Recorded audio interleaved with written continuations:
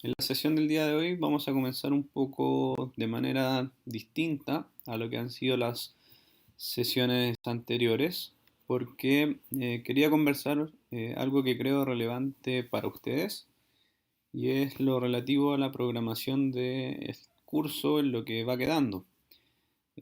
Por delante nos quedan dos pruebas más un examen y también tenemos en consideración una prueba recuperativa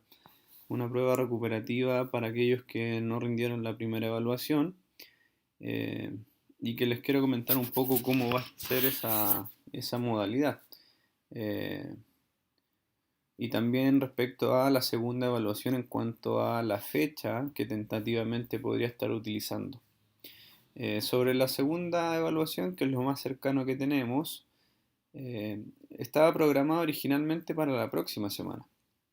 Eh, y en ese sentido, los tópicos abordados serían los que alcancemos a ver hasta esta sesión del día de hoy, eh, que incluyen principalmente evaluación del control interno y algunas aproximaciones a lo que ha sido las pruebas de cumplimiento y lo que vamos a ver en la sesión del día de hoy, que está todo vinculado a la evaluación del control interno, pero estamos en una etapa introductoria. O sea, la evaluación del control interno, la metodología COSO, ya la hemos visto, ya abordamos sus principales características, pero los tópicos que vienen, las pruebas de cumplimiento, solamente las hemos introducido. Vamos a retomarlas para la tercera prueba, ya con su especificación correspondiente y en la profundidad que es necesario que ustedes lo conozcan. Pero de momento solamente introducimos en la sesión anterior de que existían algunas afirmaciones de los controles, de algunos controles que podían ser preventivos, detectivos, manuales, ¿cierto? Automáticos. Y hoy día vamos a ver algunas otras herramientas que me permiten identificar los controles, que me permiten tener un mayor entendimiento a la hora de realizar, ¿cierto?, la auditoría de los estados financieros. Y eso creo ha sido siempre el objetivo más importante de este curso, entendiendo las condiciones de este semestre un poco atípico. Y es que ustedes logren comprender, internalizar, ¿cierto?, qué es la auditoría de estados financieros y para qué me sirve entendiendo estas etapas, es decir, para qué hago evaluación del control interno, para qué hago este entendimiento del negocio, en esta planificación inicial, más allá de ser expertos, ¿cierto?, en este proceso de planificación, de que eh, no todos lo van a requerir en su vida profesional y que lo van a ir aprendiendo en la medida de que vayan tomando mayores responsabilidades. Uno cuando ingresa en empresas de auditoría, en el comienzo no se vincula tanto con este tema de la planificación a ese nivel más estratégico, sino que simplemente se le asigna al cliente y uno va y ejecuta, pero los responsables de esa planificación son otras personas. Pero es bueno saber que estamos en ese entendimiento. Y por lo tanto el objetivo de lo que viene también va a ser ese, va a ser no cierto volverse locos entendiendo las pruebas de cumplimiento ni el testeo de controles, sino que más bien una aproximación genérica para que ustedes tengan ese conocimiento. Es importante que lo tengan, lo van a necesitar, les va a servir saberlo, pero desde luego entendiendo las limitaciones naturales que se han ido dando a lo largo del semestre. Eso por un lado. Por otro lado, nosotros tenemos esta segunda prueba donde se van a evaluar esos contenidos, control interno y estas primeras aproximaciones a las pruebas de cumplimiento, eh, que estaba definida previamente, como les decía, para la próxima semana. Pero podría ser modificada para el día 2 de junio en función de cierta información que tenía que ver con una semana de marcha blanca que aún no se nos confirma. Pero yo les anticipo un poco, si esa semana de marcha blanca se ratifica, la prueba quedaría como está puesta acá para el día 2 de junio. Si eso no se confirma, finalmente la prueba tendría que ser el día 26, si no me equivoco, de mayo, que sería el próximo martes. Eh, Y la verdad es que los contenidos serían básicamente los mismos, eh, con un poco más o menos de profundidad en virtud de si la próxima sesión es la prueba o se hacen clases, pero esos son los contenidos de momento. Entonces, y principalmente el énfasis va a estar en el control interno, que es aquello que ejercitamos, que vimos con mayor profundidad y que creo más relevante también porque les va a servir no solo para el tema de la auditoría de estados financieros, sino para otro tipo de herramientas el día de mañana. Y luego tendríamos una tercera prueba donde lo que vamos a hacer es básicamente ya entrar un poquito más de lleno en las pruebas de cumplimiento y en lo que es la emisión de la carta de control interno. Eso es lo que vamos a hacer para esa tercera prueba. Son contenidos que ya hemos empezado a conversar, pero que preferí darle una primera aproximación bien genérica, nombrarlos. Ustedes se han dado cuenta que no hemos ido en tanto detalle, eh, pero es con esa intención, es con empezar con aproximaciones lentas y luego ya ir en más detalle. Hoy día vamos a ver un poco más de detalle de lo que viene previo a las pruebas de cumplimiento.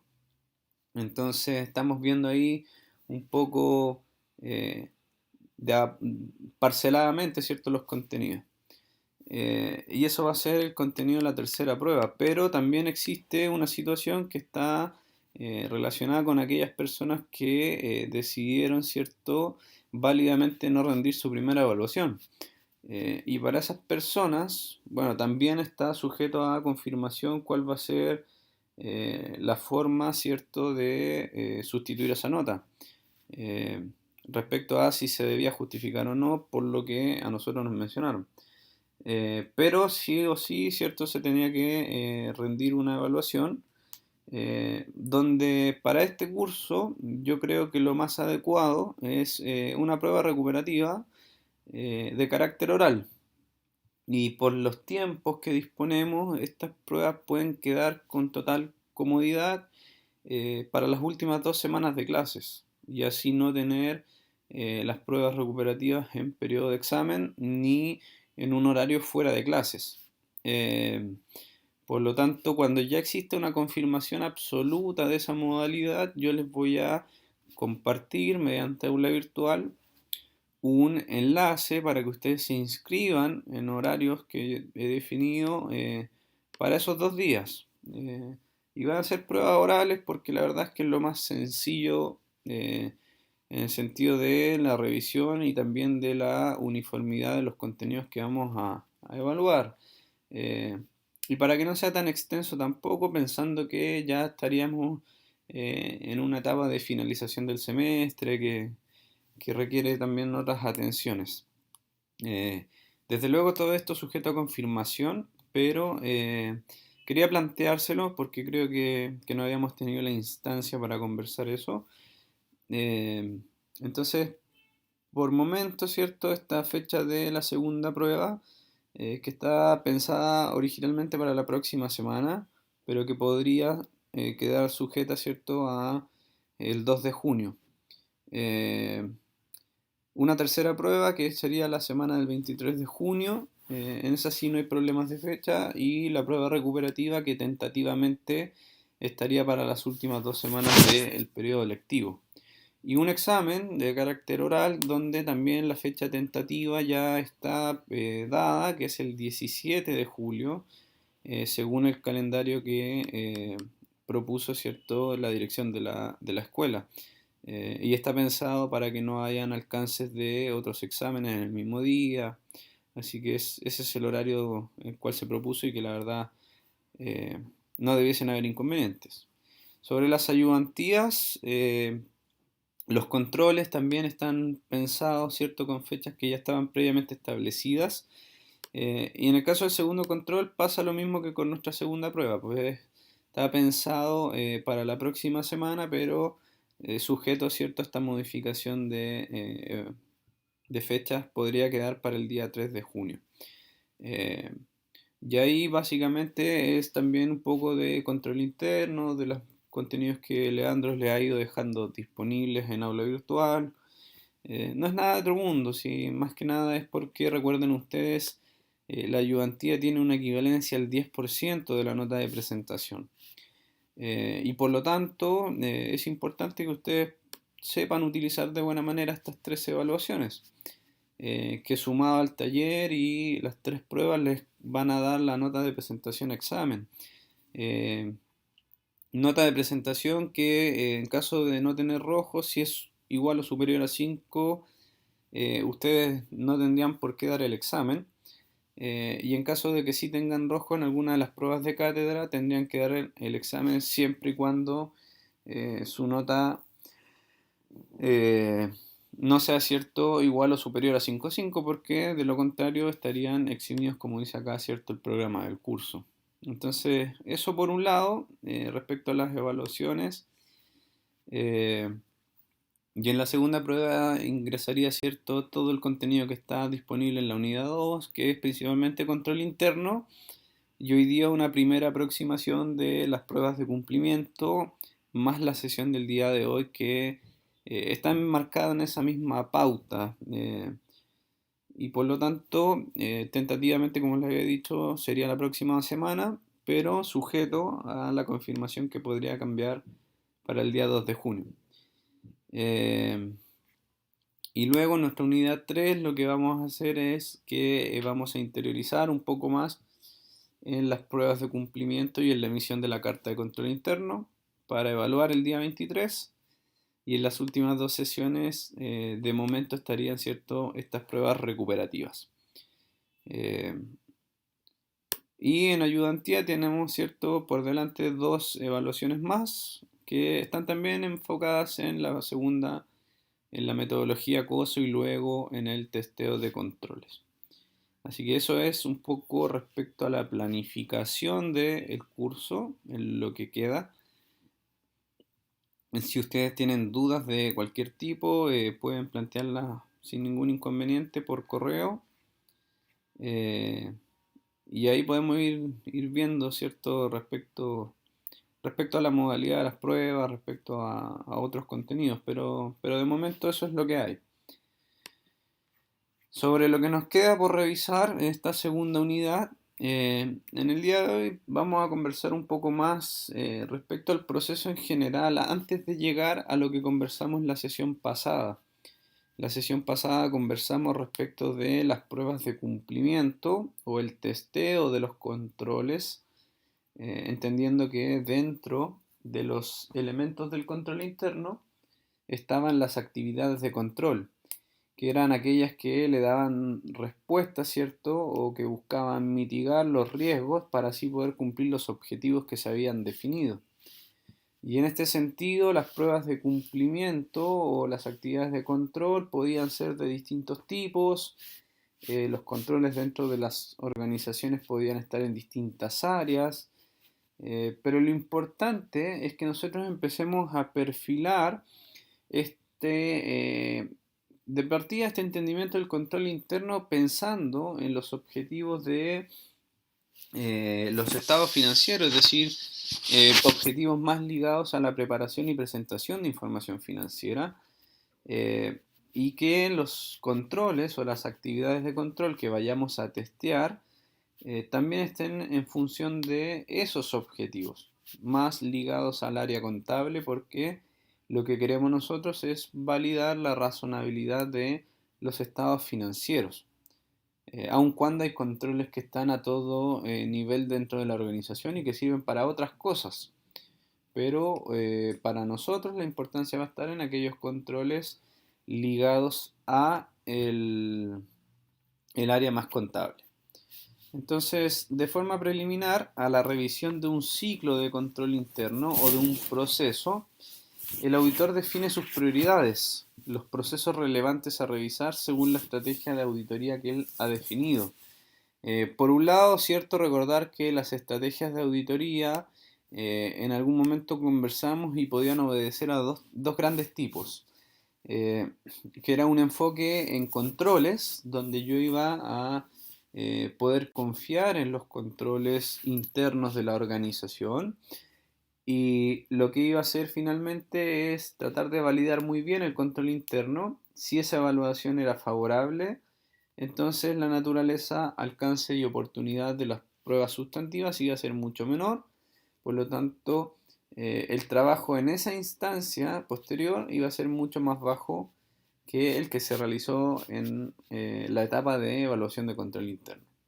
Y había un segundo enfoque, que era el enfoque en procedimientos sustantivos, que se daba mucho en entidades donde no podía confiar en el control interno, o también en algunas situaciones se dan en empresas de menor tamaño, donde para el auditor es más eficiente hacer procedimientos sustantivos y comenzar al tiro en esa lógica que estar evaluando un control interno que sé que va a ser desfavorable.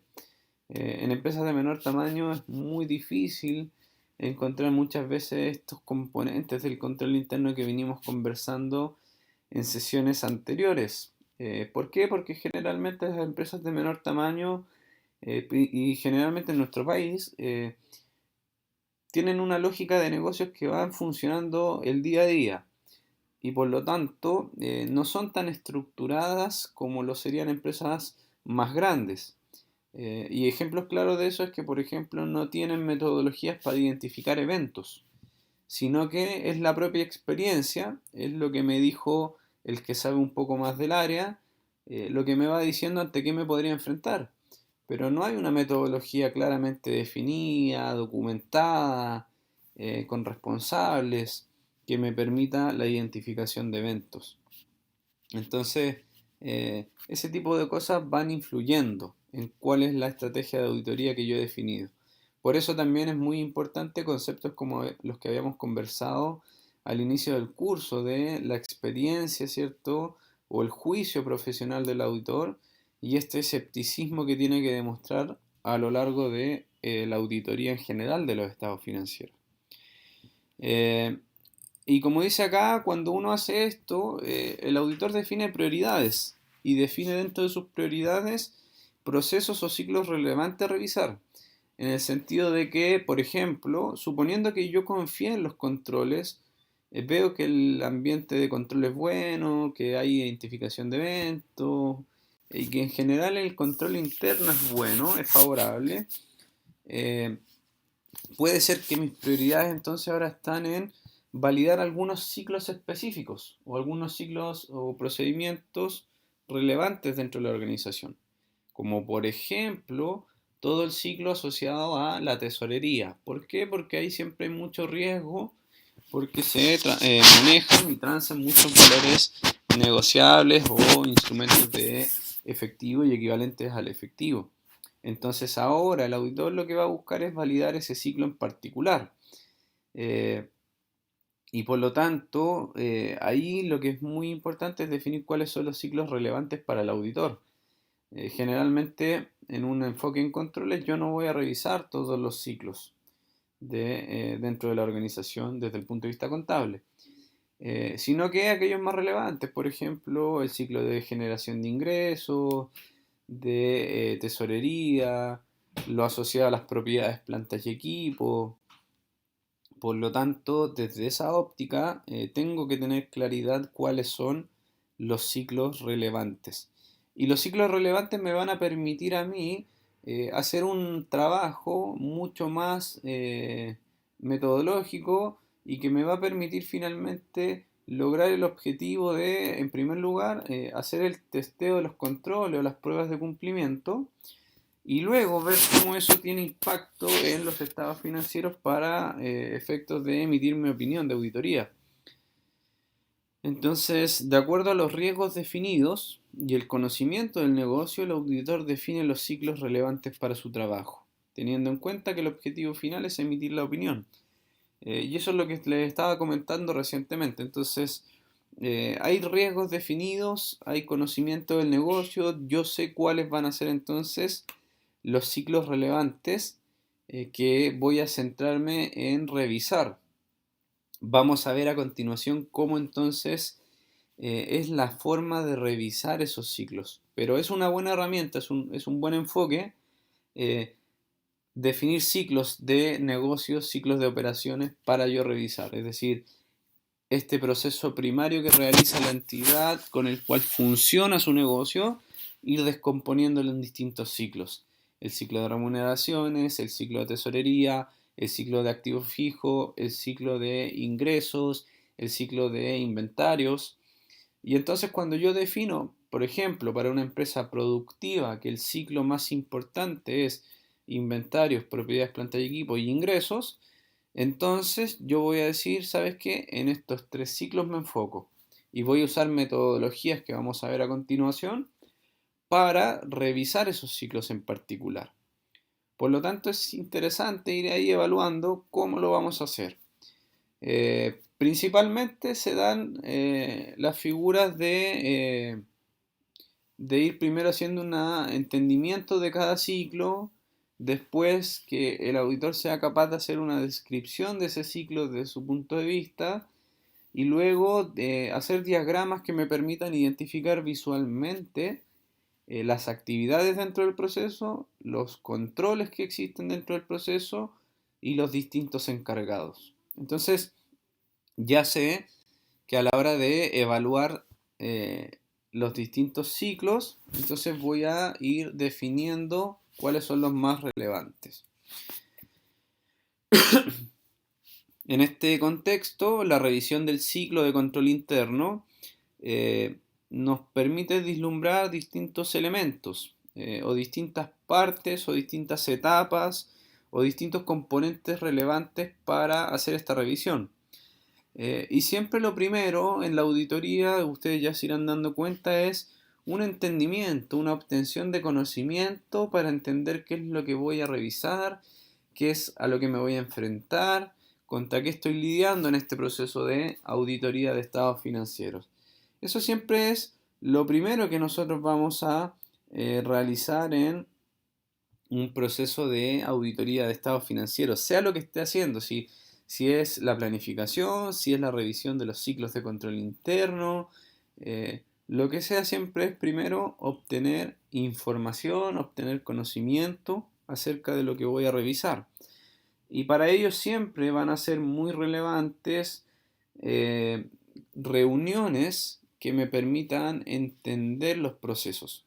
Reuniones que se hacen con la alta administración o con los encargados de este ciclo en particular. Por ejemplo, cuando reviso el ciclo de tesorerías, lo primero siempre es hablar con el gerente o subgerente de finanzas o de contabilidad, que es el responsable más alto de ese ciclo.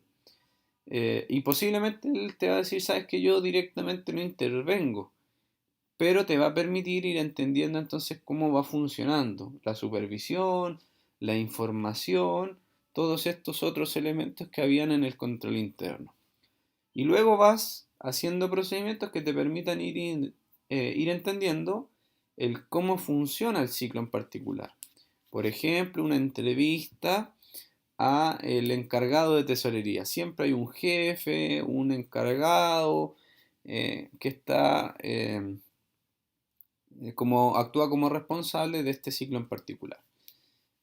Y le vas haciendo las preguntas correspondientes para que tu auditor entiendas cómo funciona ese ciclo. Entonces, las preguntas tienen que comenzar desde lo más genérico para que sea él quien te da la información y en ese sentido ser muy estratégico a la hora de hacer las entrevistas.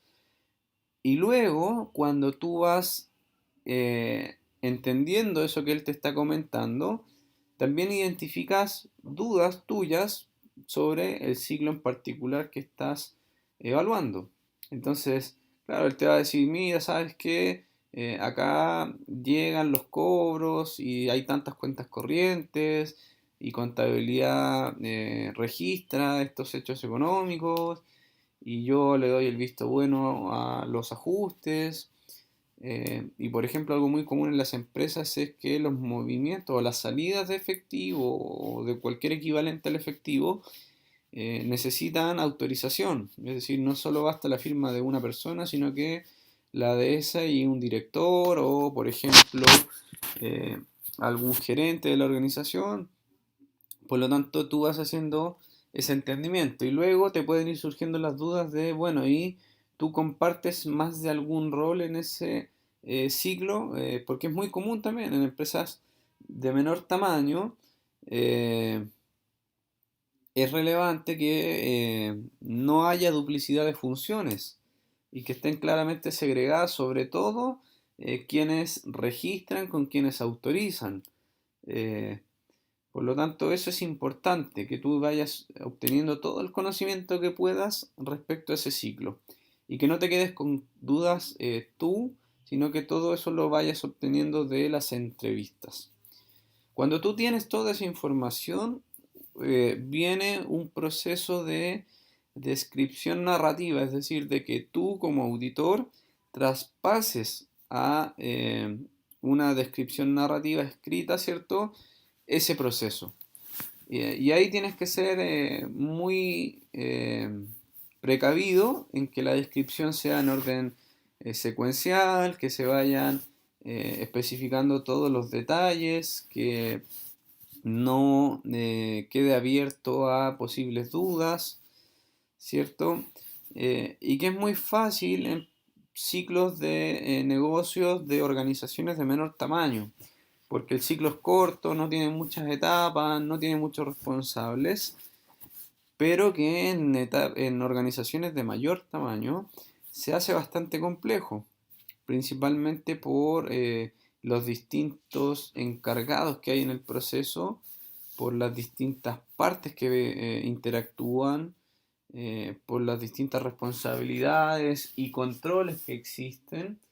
Entonces, ahí hay que recurrir a otras técnicas que ya escapan un poco de la descripción narrativa. Y esas técnicas están asociadas principalmente a la flujogramación, que es hoy por hoy la técnica más utilizada a nivel de auditoría y también de procesos internos en las organizaciones. Y esta flujogramación no es más que un diagrama donde visualmente tú vas a poder identificar las actividades, los responsables y los controles que existen en el proceso. Con eso yo puedo identificar entonces las pruebas de cumplimiento y registrar las debilidades de control interno. Esas debilidades de control interno van a estar expresadas por escrito en la carta de control interno que se le entrega a la administración, donde, ¿cierto?, se describe la debilidad, se le asocia un objetivo y se le da una recomendación. Entonces, básicamente cuando yo hago la revisión del ciclo paso por cada una de estas etapas. Y en las que nos vamos a centrar el día de hoy son principalmente en la descripción narrativa y en la flujogramación. Sobre las pruebas de cumplimiento, algo ya nos acercamos, ¿cierto?, la sesión anterior y vamos a ver en mayor detalle también en las próximas sesiones ya con ejemplos más prácticos y vamos a testear controles y vamos a centrarnos en estas últimas tres etapas. Entonces hoy día la obtención del conocimiento queda un poco de lado porque es básicamente lo mismo que conversamos cuando vimos la planificación de auditoría al comenzar el curso. Y hoy día nos vamos a centrar en esta descripción narrativa y la flujogramación. Para finalmente en la tercera unidad ya centrarnos en pruebas de cumplimiento y registro de habilidades de control interno y la presentación de esta carta de control interno. Entonces, desde el punto de vista de la descripción narrativa, esta se debe redactar en forma cronológica y debe ser algo muy concreto. Acá la idea no es que sea algo muy extenso, que empiece a difuminarse, sino que sea algo bien concreto, aterrizado, que no le falte nada a lo que realmente es el proceso. Por cierto, tiene una dificultad natural que es un proceso que se ejecuta en una organización que muchas veces no está formalizado, hay que formalizarlo. Porque el objetivo que se persigue es identificar los procedimientos y los controles que hay en ese proceso. Es decir, cuáles son las actividades que se realizan y cuáles son los controles que están insertos dentro de ese procedimiento. Por lo tanto, también la forma en cómo escribimos es muy relevante, es decir, los verbos que utilizamos, que quede claro que ahí hay una acción, que quede claro que lo otro es solamente una actividad de control, que no se confundan los controles con las actividades, son cosas que se van a ir dando, que tenemos que tener muy presentes. Entonces, acá también hay algo antes de ver el ejemplo que es muy importante señalar, y es que esto es algo que el auditor debiese proponer, que el auditor debiese hacer para sí, es decir, una descripción narrativa que a mí, como auditor, después de entender el procedimiento, después de hacer la entrevista, me permita entonces escribirlo y si cualquiera otro del equipo de auditoría lo revisa, entendería el proceso. Pero en muchas organizaciones estas descripciones narrativas ya existen. Entonces ahí viene también un poco el juicio profesional del auditor de decir, ok, ¿sobre qué voy a comenzar a trabajar? ¿Sobre una hoja en blanco? ¿O voy a revisar estas descripciones narrativas que generalmente están en los manuales de procedimientos de las organizaciones? Sobre todo para ámbitos de carácter más técnicos, más operativos. Pero a todo nivel pueden existir manuales de procedimientos. Entonces, en organizaciones se da mucho de que estos manuales de procedimientos están escriturados, están formalizados, pero puede ser que no de la manera más óptima. Por lo tanto, el auditor podría tomar eso como base del trabajo y complementarlo, modificarlo y por lo tanto también incluir ese tipo de cosas en tus debilidades de control interno. Entonces ahí hay que tener en consideración eso. Organizaciones muy grandes tienen estos manuales de procedimientos. Empresas como por ejemplo las de telecomunicaciones, a sus operarios les pasan manuales de procedimiento y ellos lo saben. Es decir, cuando van a instalar un módem, un router a una empresa, a una casa, él sabe cuál es el procedimiento, él sabe qué es lo que tiene que conectar, cómo lo tiene que hacer, cómo tiene que dirigirse al cliente. Lo mismo que podemos visualizar en empresas de estaciones de servicio de combustible, donde estos procesos están generalmente en manuales y por lo tanto salen muy repetitivos, o en empresas del retail.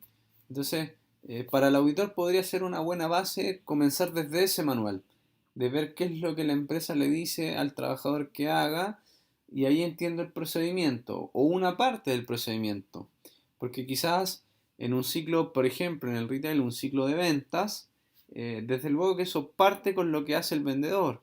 Entonces yo podría ir a ver los manuales de procedimientos de ese vendedor para entender la relación cliente-vendedor.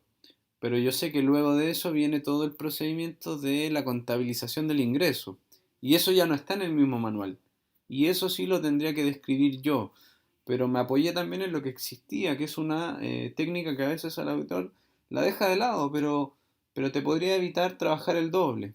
Y es siempre importante que recordemos que existen estas limitaciones naturales en el proceso de auditoría asociadas a la falta de recursos y de tiempo. Entonces, eso es importante. Acá lo que se presenta es una descripción narrativa de un procedimiento en particular que vamos a ver de qué se trata. Eh, es una empresa donde las cuentas bancarias se dividen en tres. Es algo muy común. Una empresa generalmente tiene una cuenta corriente para el capital de trabajo o para los excedentes donde realiza inversiones. Una cuenta corriente donde solamente percibe ingresos y una cuenta corriente donde ella realiza los pagos, que es el caso de esta misma sociedad, donde se ve que en una se graban los ingresos y en el otro las salidas y en el otro, cierto, los extractos. Desde el punto de vista de tesorería, el área de tesorería de la organización se encarga de cargar la base de movimientos de los bancos a el ERP que utiliza la empresa, al sistema de información que utiliza la empresa. Y el sistema, de forma automática, realiza un cruce de las partidas de las cuentas de ingreso y las salidas a través del campo de asignación. Entonces esto ya es un proceso que está automatizado. Tesorería también obtiene un reporte en forma semanal para determinar las partidas que el sistema no cruzó de forma automática. Ustedes saben que los sistemas muchas veces o cometen errores o no están diseñados de la manera adecuada para hacer bien todas las transacciones. Y determina entonces cuáles se deben cruzar y lo hace en el sistema, pero ya eso es algo de manera manual. Aquellas partidas que no han sido reconocidas se informan a las áreas de crédito y cobranza y de cuentas por pagar para que realicen un seguimiento y su posterior contabilización, teniendo en consideración que las partidas no debiesen tener una antigüedad mayor a 30 días. Entonces, esta descripción narrativa lo que está haciendo es narrar un proceso de conciliaciones bancarias. Te da la información de cuántas cuentas existen, de con qué sistema se hace el proceso de cruce, te dice la periodicidad, te dice los encargados. eh, y ahí, claro, alguien puede decir, bueno, esto lo podría formular de una mejor manera, desde luego, pero es netamente un ejemplo para que tú te des cuenta de que eso que se hace en la organización lo tengo que traspasar al papel, lo tengo que escribir. Porque desde luego que si yo voy a la organización, voy a ver que la persona que trabaja en tesorería está ingresando los datos de las cartolas bancarias al sistema, lo hace. Y que el encargado de tesorería, el jefe, está supervisando esos ingresos porque necesita ver que todo esté cruzado. Y lo que no se ha cruzado lo va a hacer él manualmente. Pero como esto atañe también a otras áreas de la organización, él las va a derivar a aquellos que están a cargo de las partidas por pagar y por cobrar. Entonces, claro, eso yo lo puedo ver. Y cuando llegue, después de hacer este análisis del control interno y defina que el ciclo de tesorería es un ciclo relevante para la revisión mía como auditor, entonces en ese caso lo que yo voy a hacer es definir el ciclo de tesorería como aquel a revisar. Voy a hacer el entendimiento del ciclo de tesorería, voy a conversar con las personas que participan en él y luego eso lo voy a plasmar en estos 3 párrafos que están acá. Y esa es la descripción narrativa. Es cronológica, es concreta y el objetivo es que identifiquemos los controles que hay. Acá, en esta pequeña narración, hay a lo menos 2 controles. Pero claro, esto muchas veces cuesta verlo desde esta forma. Es decir, desde la escritura se hace difícil entender, ¿cierto?, dónde están los controles, cuáles son las actividades. Por lo tanto, el auditor se apoya en otras técnicas. Y esa otra técnica es muy utilizada en distintas empresas de auditoría y también en muchas empresas en general, que es la flujogramación. Y la flujogramación no es más que una representación gráfica del proceso. Y esta representación gráfica lo que hace es mostrarnos las actividades y los responsables de esas actividades. Es decir, tesorería, el departamento de tesorería está a cargo de algunas actividades de este proceso narrativo que está descrito en esta parte. Otra encargado es el área de cuentas por cobrar, otro el área de cuentas por pagar y otro el área de contabilidad. Entonces, eh, el proceso inicia en tesorería. Inicia cuando se le cargan los extractos bancarios al sistema de información. Y eso es lo que decía acá. Tesorería carga la base de movimientos de los bancos al sistema. Ahí comienza el ciclo. Es la primera actividad. Y luego de eso se generan automáticamente las partidas conciliatorias. Es decir, el sistema de manera inteligente lo hace. Pero ojo, el encargado de tesorería tiene que obtener semanalmente un reporte de las partidas. Es decir, acá, tesorería obtiene un reporte de forma semanal para determinar las partidas que el sistema no ha cruzado. Acá hay un primer control, que es obtener ese reporte. Hay un encargado, ¿cierto? Hay una frecuencia. Este control es de carácter preventivo, ¿cierto? Es de carácter manual, aun cuando se apoya en tecnologías de información porque proviene de un sistema de información. Pero, ¿cierto? Está este control y yo lo tengo que identificar. ¿Por qué? Porque sé que luego es este control el que yo voy a testear. Y luego se detectan, ¿cierto? Si las partidas que el sistema no ha cruzado de este informe. Y las que no ha cruzado, hay que generar las conciliaciones bancarias y el departamento de contabilidad, si sigo la flecha, va a tener que revisarlas y después luego va a tener que incluirlas. Y ahí termina el proceso. Pero ¿qué pasa si es que se detectan, ¿cierto? Partidas que el sistema no ha cruzado? Bueno, entonces me comunico con las otras áreas. Y ahí ya derivo y el responsable de las actividades que vienen van a ser las otras áreas. Ellos gestionan y contabilizan las partidas pendientes y contabilidad luego le da cierto el seguimiento a esas partidas conciliatorias y el proceso finaliza. Pero si te das cuenta, hay un inicio, hay un fin, hay actividades de manera gráfica que son más amigables, hay reglas de decisión y también hay controles y los controles están identificados.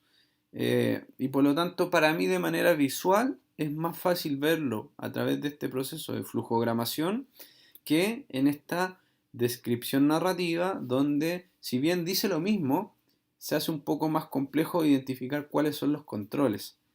Entonces al auditor le es muy útil este tipo de diseños. ¿Por qué? Porque aquí hay un control que voy a testear. Acá hay otro control que también voy a tener que testear. Por lo tanto, sé dónde están orientadas las pruebas de cumplimiento. Y en ese sentido, podemos preguntarnos qué es lo que identificamos en el flujograma. En el flujograma identificamos un proceso, que es el conjunto de actividades que enlazadas me permiten alcanzar objetivos específicos. Es decir, cuando la entidad hizo, ¿cierto?, la definición de objetivos, fue definiendo algunas actividades necesarias para cumplir ese objetivo. Y este proceso no es más que una acumulación de actividades. Todos estos cuadritos son actividades. Y esas actividades que me permiten alcanzar el objetivo que definió la organización. Entonces, las actividades son tareas específicas que forman parte del proceso. ¿Cuál es la tarea específica? Cargar el extracto bancario al sistema. Generar informes, ¿cierto?, de manera automática. Es comunicar a los otros departamentos las partidas pendientes de cruzar. Entonces, una serie de actividades, de tareas que se van realizando y que forman el proceso. Y también hay controles, eso también lo pude identificar en el flujograma, que son las actividades que están insertas en el proceso y que están destinadas a mitigar los riesgos. ¿Por qué? Porque cuando yo obtengo semanalmente este reporte, el riesgo es que se me queden fuera partidas por cruzar, que van a tener un impacto en los estados financieros, porque si yo no identifico esas partidas que quedan por cruzar, entonces el saldo del efectivo y equivalentes al efectivo va a presentar representaciones incorrectas, que podrían ser significativas o no, pero tengo representaciones incorrectas y que acumuladas a otras podrían hacer cambiar la opinión de auditoría que está emitiendo el auditor. Entonces, ahí hay una situación bastante importante. Entonces, el todo es el proceso, los pequeños recuadros que hay dentro de ese proceso son las actividades que me permiten alcanzar los objetivos y también existen controles que me permiten mitigar los riesgos asociados, ¿cierto?, a estos objetivos, que en este caso son objetivos de preparación y presentación de información financiera. Y claro, aquí hay otro ejemplo donde el proceso es la solicitud de créditos. Y una actividad sería el ingreso de la solicitud de crédito, donde un posible control es analizar los antecedentes y ver si se cumplen con los requisitos de solvencia para otorgar el crédito. Claro, el control lo que busca es que no le vaya a dar el crédito a una persona que va a resultar insolvente y que por lo tanto me va a generar problemas de operaciones, problemas de cumplimiento quizás de leyes, porque hoy día tú no le puedes otorgar crédito a cualquier persona, eh, y también hay intereses máximos convencionales, entonces hay un sinfín de cumplimientos que hay que realizar. Pero eso es lo que el flujograma nos permite identificar. Y eso es relevante. Entonces, luego venía cierto las pruebas de cumplimiento, que fue lo que vimos en la sesión anterior.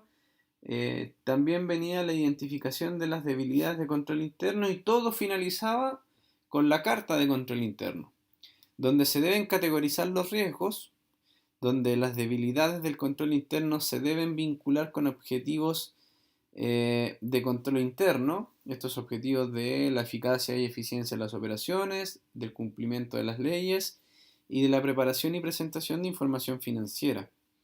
Y recordar que las debilidades del control interno están asociadas principalmente al diseño o al no diseño de actividades de control. Es decir, por ejemplo, puede ser de que existan actividades de control pero que estén mal diseñadas y que por lo tanto no me permiten mitigar los riesgos asociados a estos objetivos. Eh, o que simplemente no existen actividades de control. Y por último, en esta carta de control interno, es importante recordar que se deben establecer recomendaciones, pero bajo ese tenor, bajo una recomendación abierta, es decir, no le estoy diciendo a la administración, tú tienes que hacer esto, sino que entendiendo los riesgos, la categorización que tienen, el impacto que te podría generar, entonces lo más recomendable sería hacer lo siguiente. Y aquí un ejemplo para una empresa en particular donde uno de los riesgos es el atraso en la finalización de una obra en particular, eh, donde la categorización es alta porque la probabilidad de ocurrencia en atrasarte en finalizar una obra en el rubro de la construcción es muy alto, y el impacto va a ser muy alto porque debido a la naturaleza de este rubro se cobran los ingresos por estados de avance. Entonces, si me atraso no cobro, entonces la probabilidad de atrasarme también es muy alta y el impacto que va a generar es eh, muy invasivo. Y describo el problema, es decir, cuál es la debilidad. Cuando se hace el entendimiento del negocio se detecta la inexistencia de operaciones de control que permitan prevenir oportunamente la situación de un atraso, faltando un control necesario para alcanzar el cumplimiento de los objetivos operacionales, dado que este retraso perjudica notoriamente la efectividad de las operaciones.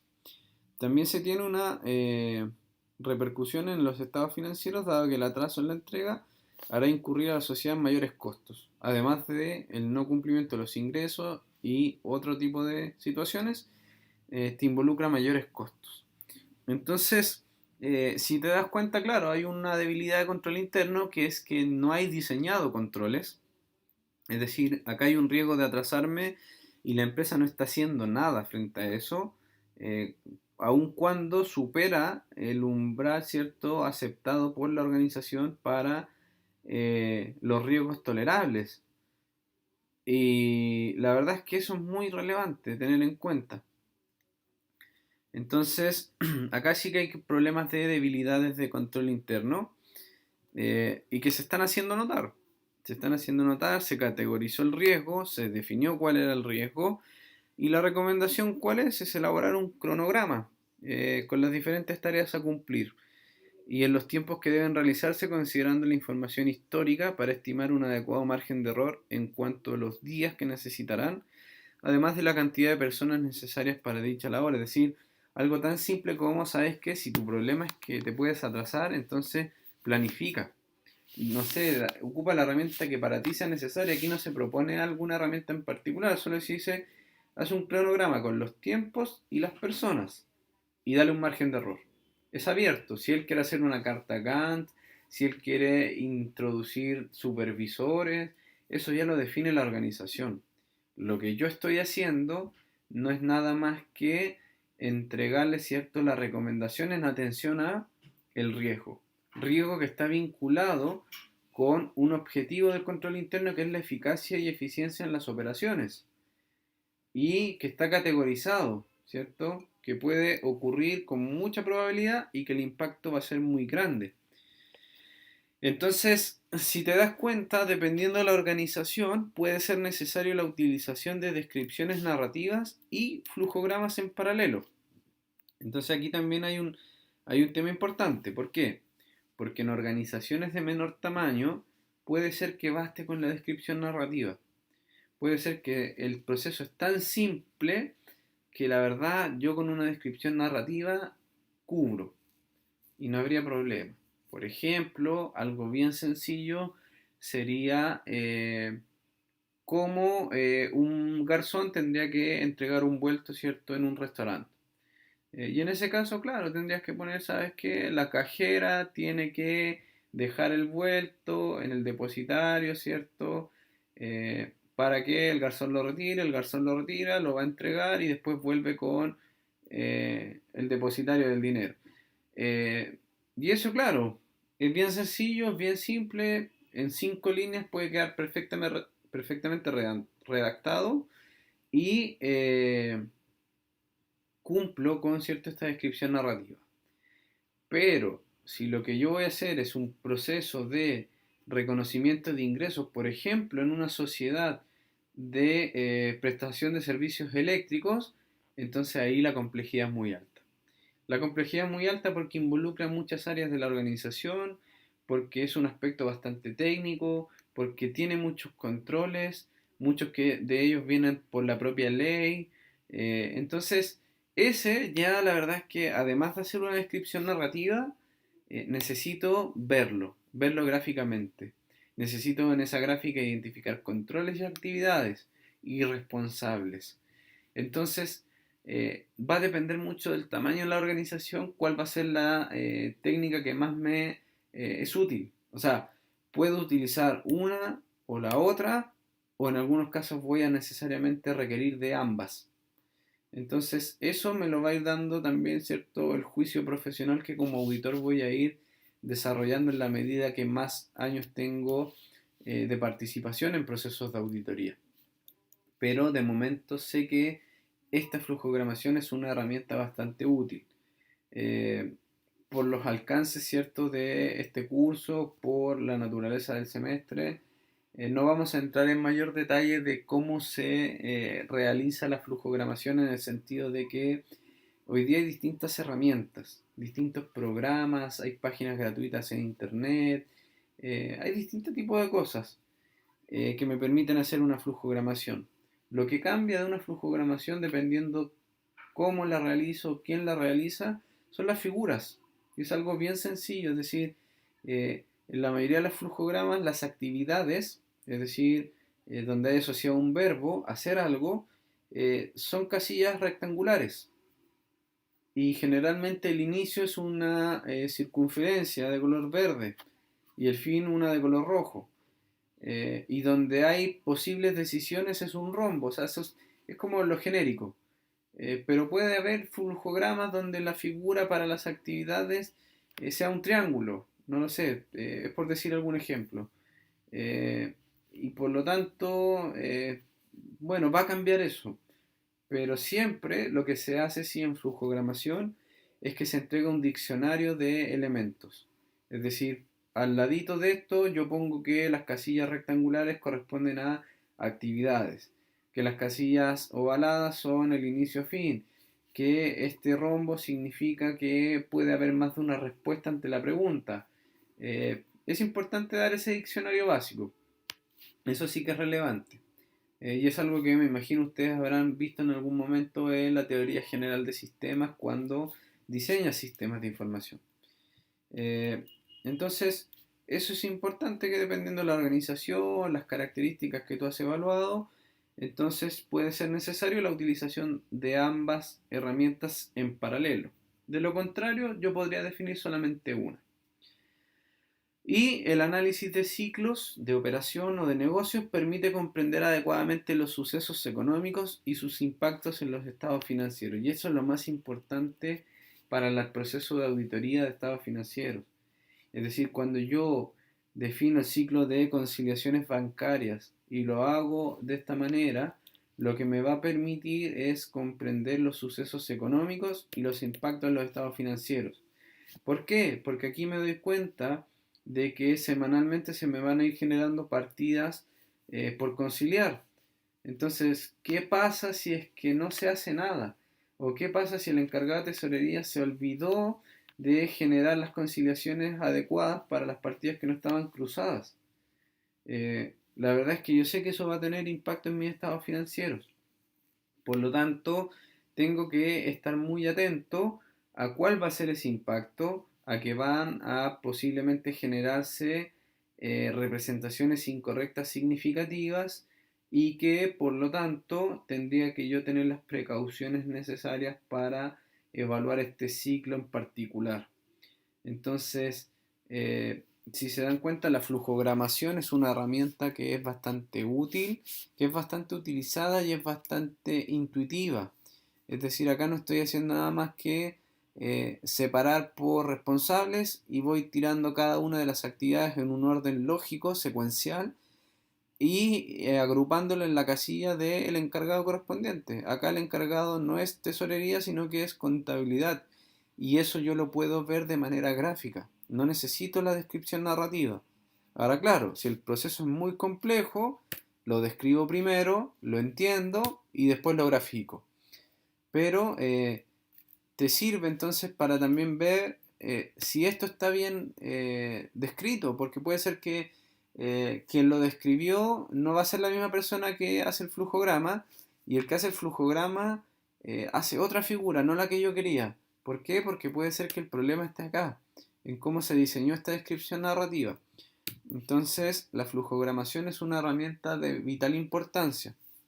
Eh, Como les digo, esto va a depender de dónde ustedes lo ejecuten, de quién se los formule, de cuál programa. Lo importante es que ustedes entiendan la importancia de la herramienta. ¿Ok? En este curso, por las condiciones del semestre, les reitero, no vamos a hacer la flujogramación. Yo no les voy a pedir que ustedes la diseñen. Probablemente puede ser que les muestre una flujogramación hecha y que ustedes identifiquen los controles o que ustedes hagan el testeo del control de esa flujogramación. Eso sí, probablemente lo vamos a realizar en las próximas sesiones ya para la tercera evaluación. Pero realizarlo desde cero no. Entonces, eso es un poco lo que está, ¿cierto?, en estas primeras etapas, ¿cierto? Obtengo el conocimiento del ciclo de control interno y del ciclo de negocio en particular que voy a revisar, realizo la descripción narrativa y luego hago la flujogramación de ese proceso. Lo que viene a continuación, y es un poco lo que introdujimos la semana anterior, son las pruebas de cumplimiento. Es decir, en este flujograma hay controles. Un control es obtener semanalmente los reportes de partidas conciliatorias. Y en ese sentido, ese control habría que ver cuáles aseveraciones cumple de la totalidad, ¿cierto? La mantención, la autorización, la actualización y la exactitud de ese control. Eh, Ir evaluando qué tipo de control es, si es preventivo, si es detectivo, si es automático, si es manual apoyado en tecnologías de información, definir quién es el responsable, cuál es la periodicidad del control, evaluar si está bien diseñado, porque puede ser que existe y yo me doy cuenta que el control está mal diseñado y por lo tanto me enfrento a una debilidad de control interno que tendría que hacer notar en la carta de control interno. Eso es el testeo de control de las pruebas de cumplimiento, toda esa evaluación del control, que no es compleja, pero necesita cierto eh, de un pequeño tiempo de entender cómo se hace. Y luego, claro, registro esas debilidades, la administración me da una respuesta, o en algunos casos no lo hace, y con eso emito la carta de control interno, como lo vimos en la sesión de hoy día, es decir, categorizando el riesgo, describiendo la debilidad y formulando una recomendación.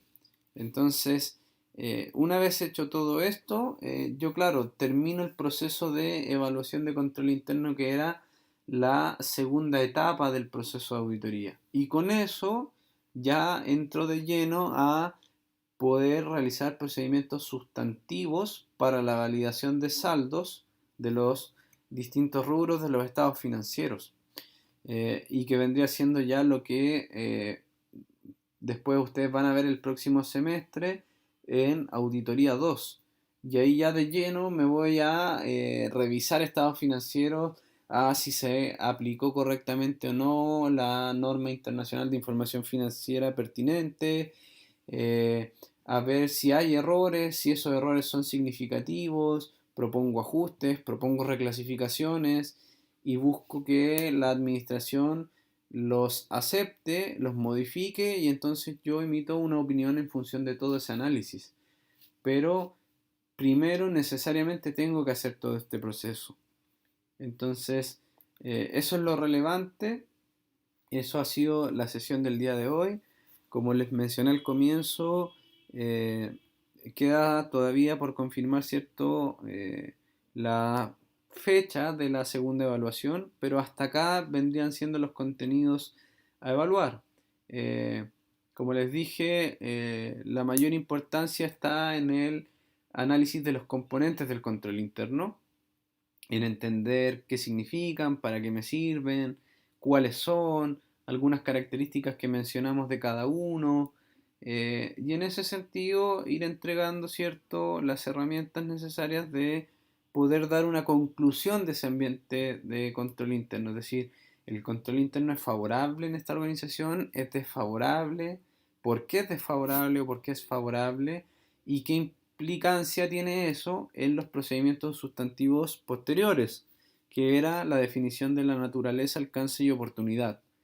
Entonces, vayan pensando un poco a nivel de evaluación en ese tipo de cosas, pero también es relevante que ustedes puedan entender estos nuevos conceptos.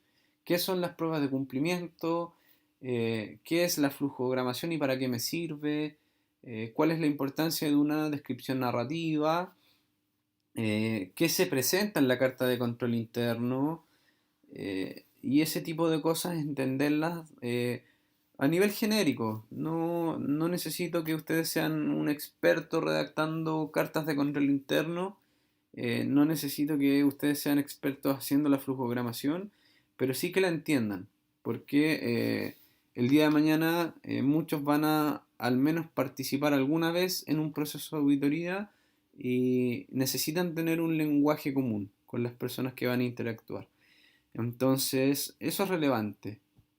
Eso es relevante y pensando en la evaluación, eh, lo importante no es la evaluación como tal, no es la nota que ustedes obtengan. Lo importante es que ustedes verifiquen que han entendido los conceptos, que ustedes vean el grado de aprendizaje que están logrando. La prueba va a estar orientada a lo que hemos visto, nada fuera de lo que está ahí. Quizás también algunos tópicos que Leandro ha visto con ustedes en ayudantía, pero son todas cosas que hemos visto, que ustedes disponen material, que si necesitan hacer consultas las pueden formular. Entonces, ahí está la invitación, ahí está el desafío.